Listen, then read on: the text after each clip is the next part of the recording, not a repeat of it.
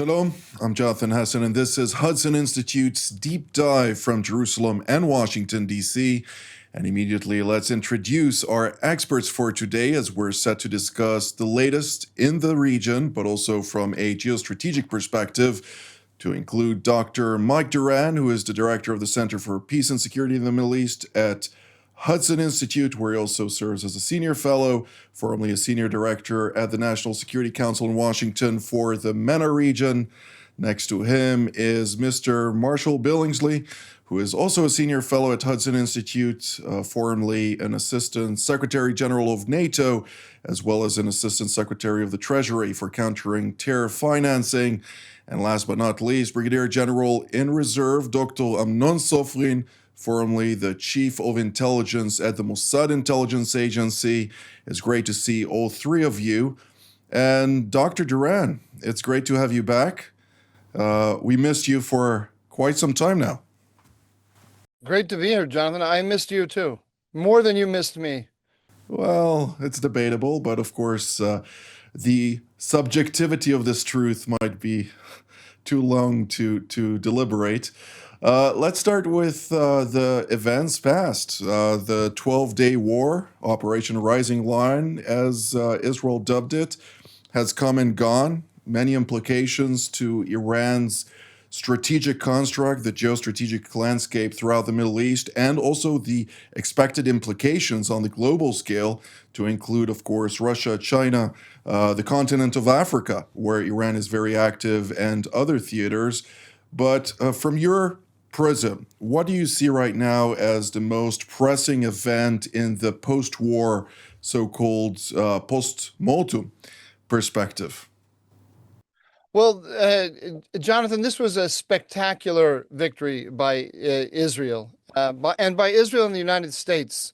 We shouldn't forget that this is really the first time that the United States and Israel have fought together in a war, and I think it's a very important precedent, and it sets a kind of a new formula for the United States to interact with its allies as it confronts this long-term challenge of the China-led axis: China, Russia, Iran, and North Korea. A spectacular victory, but we can't yet determine the full extent of the victory because there are so many unknowns. We don't know the full extent of the destruction of the nuclear of Iran's nuclear weapons program. I tend to assume that in this debate that we're hearing now in the media between Donald Trump and his detractors, the detractors are saying that the program was only set back a few months and Iran can rebuild, and Donald Trump is saying that he obliterated the program. In this debate, I tend to side more on the side of the president, but we have to recognize that this debate has become very politicized very quickly, with both sides taking the extreme positions on something to which there is an objective answer. This is not, there's no subjectivity here. We're going to know eventually. It just takes time to get all of the information. So we don't know the full extent of the destruction, and we also don't know what Iran's attitude toward it is going to be. Is Iran going to try to, does it have some enriched uranium in reserve? It's going to play hide the ball with that, or is it going to try to start enriching again? We have to wait and see there. We also don't know the full status of its ballistic missile program and what it will do with that. Let's not forget that last October, Israel believed it had taken the Iranian ballistic missile program for the medium-range ballistic missiles.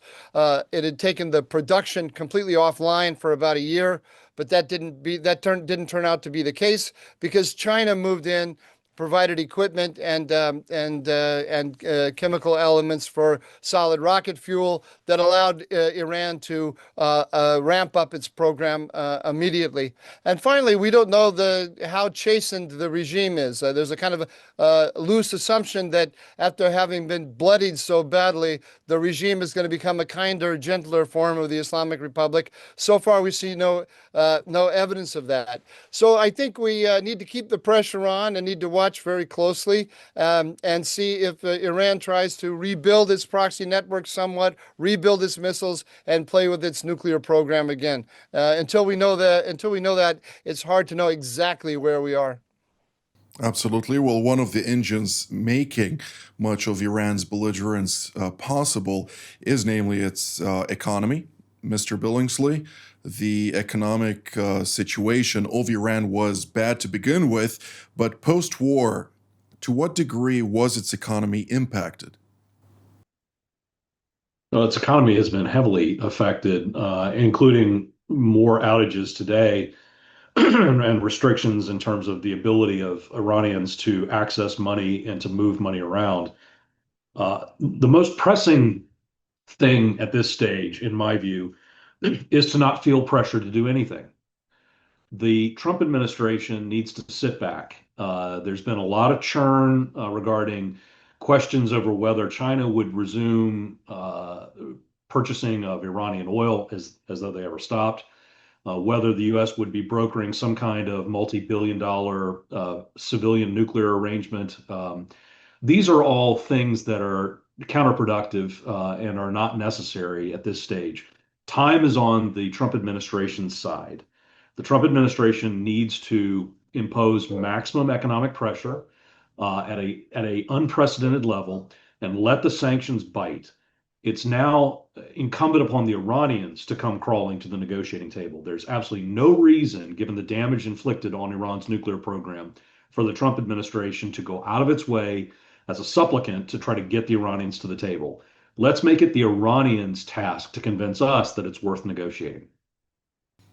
Thank you, Mr. Billingsley. General Sofrin, I'd like to ask you, since Dr. Duran mentioned the BDA, the so-called Battle Damage Assessment, Israel has conducted before the war in April a couple of war games, also from the level of general staff, during the course of which it was mentioned, at the time, of course, it was not public information, but it was mentioned that roughly 800 ballistic missiles would be launched on the first day alone towards Israel, establishing overmatch over Israel's surface-to-air capabilities.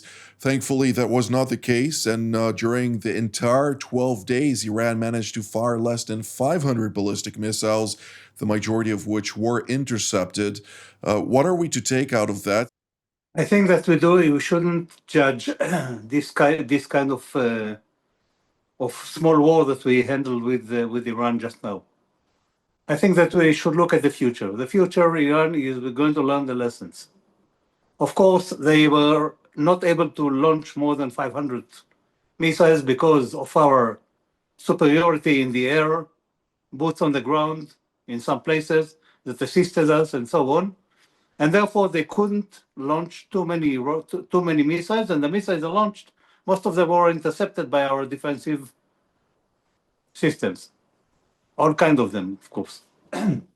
Now, taking all that into consideration and looking at the future, the Iranians are going to learn the lessons in two dimensions. The first one is to look at the vulnerability of what we call nuclear facilities, and to go even deeper and deeper and deeper in the ground. And there are rumors that they have some secret site very close to Natanz. It is about 300 meters down underground.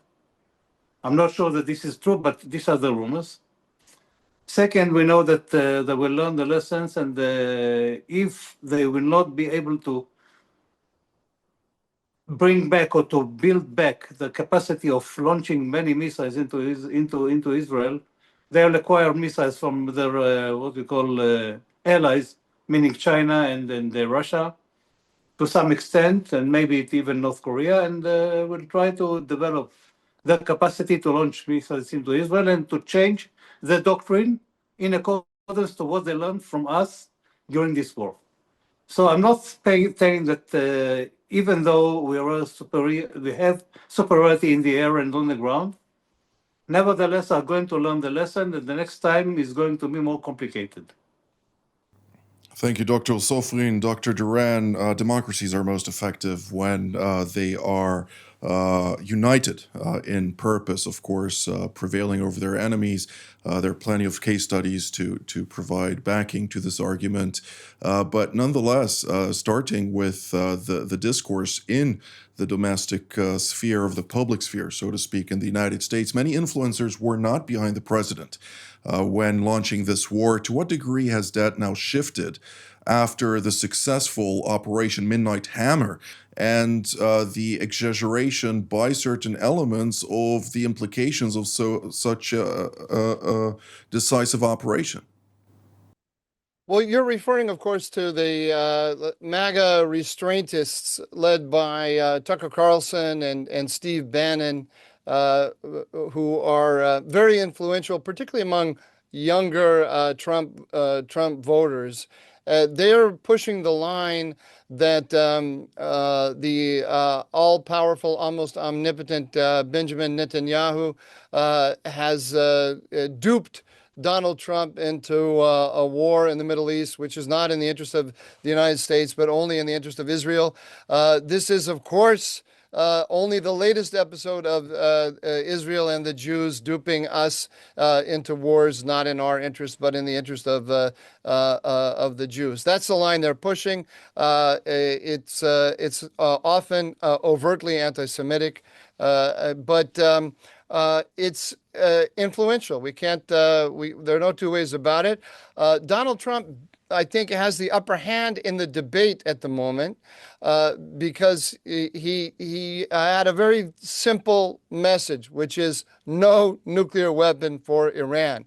And that is a very popular message in the United States, and the majority of his voters believe that that's the right thing to do. The fact that he was able to intervene without putting any American boots on the ground, no loss of American life, and he was able to bring a quick end to the conflict, I think helped him in this debate. But we have to recognize, Jonathan, that the debate is actually having an influence on the policy of Donald Trump.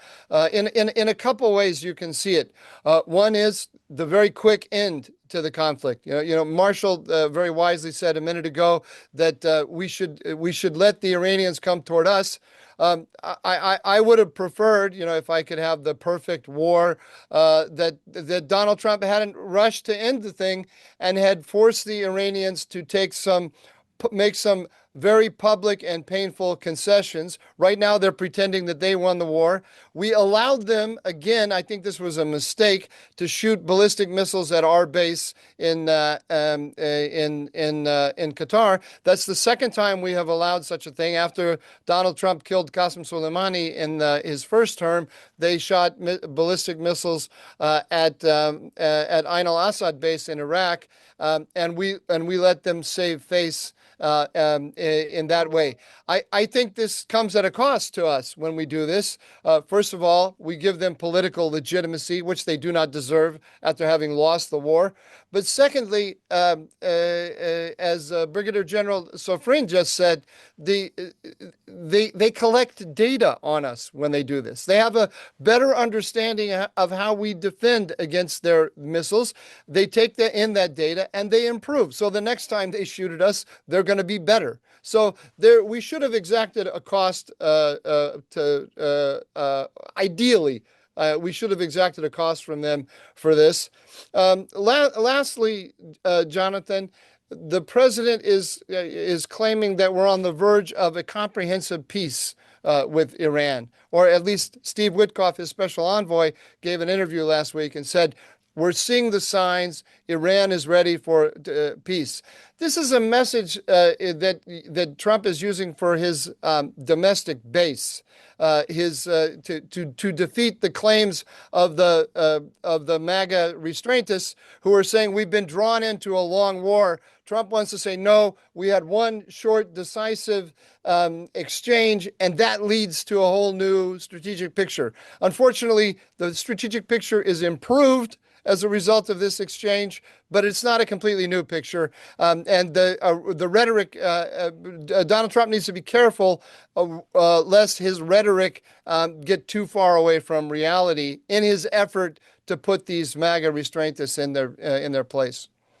I couldn't agree more. And, I'm currently reading The World Order, the book on world order by Dr. Henry Kissinger, the late, who said or argued that under the Ayatollah's concept of policy, the dispute with the West is not a matter of specific technical concessions or negotiating formulas, but a contest over the nature of world order, something that also speaks volumes with regard to the current stage where we're at. I think there is some type of disconnect between the wishful thinking on the West versus what the intentions are of the Ayatollah regime in the Islamic Republic of Iran. Mr. Billingsley, your take on that? Well, I think it's crystal clear to those of us who've dealt with the Iranians for decades that the Ayatollah has not changed his spots one iota. They remain committed to export of the fundamentalist Islamic jihad, the revolution. They remain committed to the destruction of the state of Israel and ultimately the destruction of all of the Gulf monarchies. They remain committed to their nuclear weapons program. They're already trying to dig out Fordo. The general mentioned Pickaxe Mountain, which is a facility that's been known for some time. There are significant questions about the disposition of the 400 plus kilograms of highly enriched uranium that should concern us. But at the end of the day, we need to understand that while we in the United States are not drawn into a protracted war with Iran on the ground, they are very much at war with us. Dr. Safran, in 2008, there was a proposal by a major general here in Israel, in Aluf, with regard to a recommendation for a joint study with the Russians on the implications of Operation Mole Cricket 19, during the course of which Israel utilized 90 American-made F-15s and F-16s in a conflict with Syria over Lebanese skies mostly, to include 100 Syrian-operated Russian aircraft from MiG-21s, 23s, as well as 23Ms. Israel defeated the Syrian army with those Russian-made munitions and systems by downing 86 of the 100 aircraft of Syria and also destroying 29 of the total 30 SAM missiles, surface-to-air capabilities, of the Russians at the time.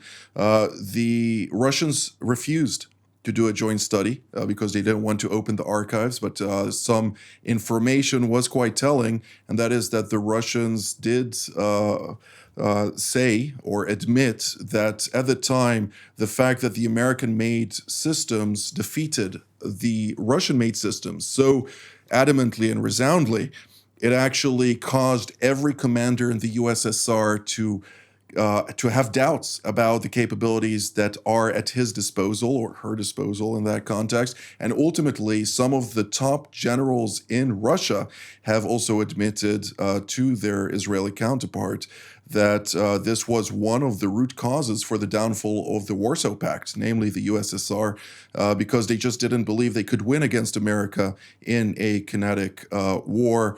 And on that, to what degree can we establish an analogy here to the manner in which American systems have yet again resoundingly defeated the Russian systems and Chinese systems at Iran's disposal?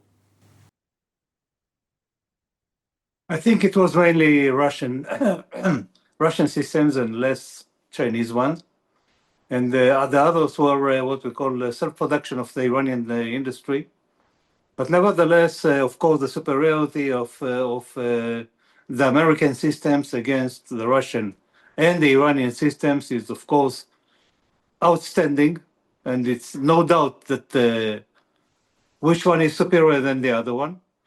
That means that the Iranians are going to try to improve the capabilities, maybe to acquire systems from China that they believe can be equal or can stand against Israeli attacks. Just like we saw when in these 3 days of war between India and Pakistan, the Indians have activated what we call mostly Western and Russian systems, and the Pakistanis activated Chinese systems, and the Chinese systems caused some damage to the Indians. And that means that we don't have to undermine the capabilities of the Chinese systems. And that means that I believe that the Iranians are going to equip more and more systems from China, in addition to what they have of their own, and maybe to acquire some advanced systems from the Russians, even though the Russians are now short of capabilities because the most of their resources are invested in fighting in Ukraine, and therefore they will apply to China. And I believe that within the coming years, the year or two ahead, we're going to see more Chinese systems and more advanced systems of Iranians improved by the lessons they learned from this fighting. And this is going to be more complicated in the next round. Indeed. Well, we have a minute and 45 seconds for each of you to speak on the latest and the implications on the geostrategic scene. But what are we, in the current state of play, required to focus on in order to clearly understand the days ahead and months ahead? At that, Dr. Duran, we'll start with you. The thing I'm most interested in actually are the missiles, Jonathan, because the missiles are the one area, these medium-range, solid fuel propellant ballistic missiles that Iran has.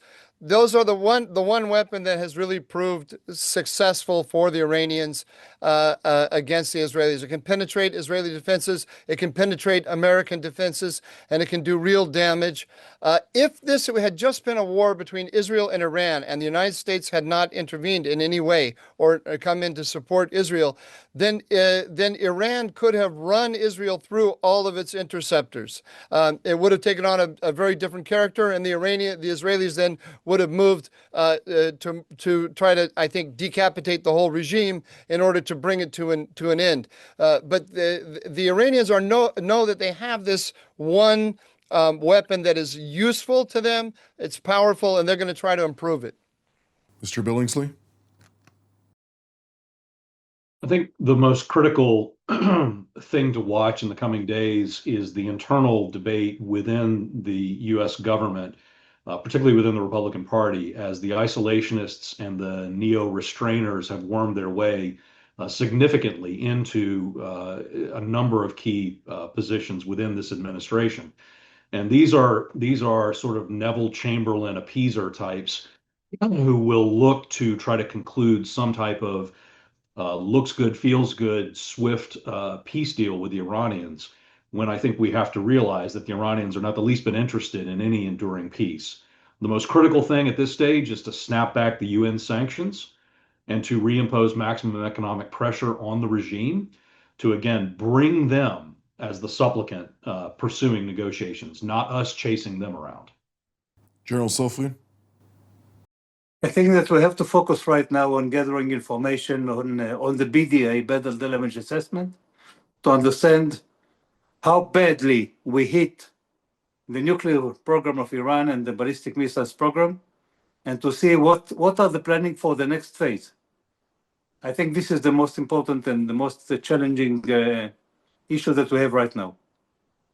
Well, Dr. Duran, we do have 2 more minutes left since everybody was quite shy at expanding. But I'd like to ask you specifically, since you've mentioned in a couple of the various discussions that one of the big winners in this whole situation is Turkey.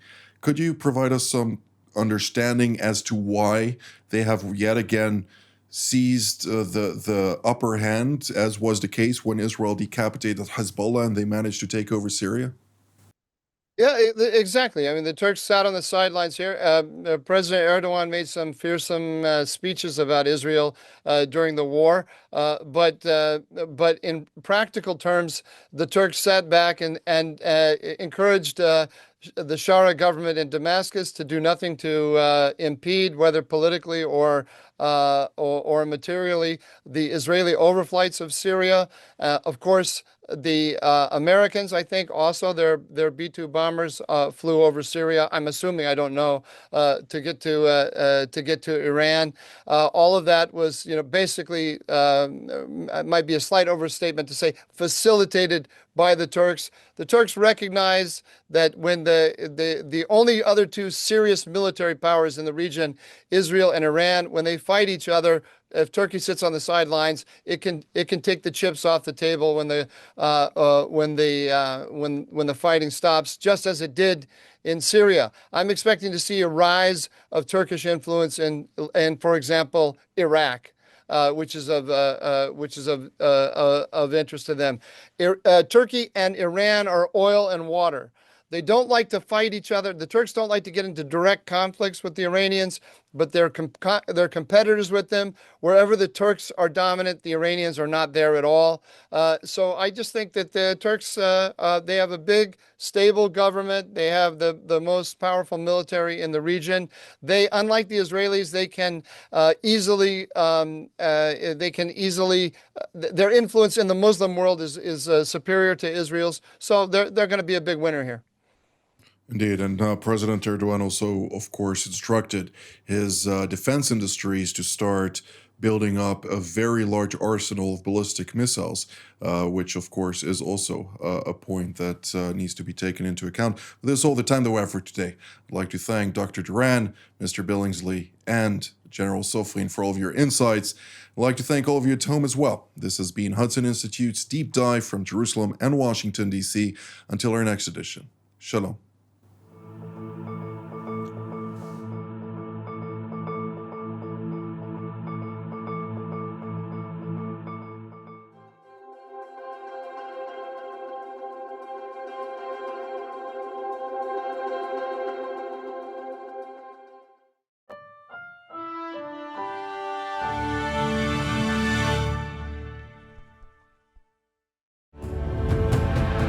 The Middle East, home to the cradle of civilization, retains a reputation from time immemorial as one of the most complex, conflict-ridden regions of the world. A cluster of nations, religions, powers, and influences, Mideast intricacies pose conundrums to even the most astute individuals. Bombarded daily, indeed every minute, by a barrage of information, some accurate, yet most of it less so, TV7 Israel invites you to watch and hear some of the most knowledgeable experts, most of whom partook in creating policies shaping this region today. Join us for Jerusalem Studio every Tuesdays and Fridays for content that truly matters. For more of TV7's productions and editorials, we invite you to visit our website at TV7israelnews.com.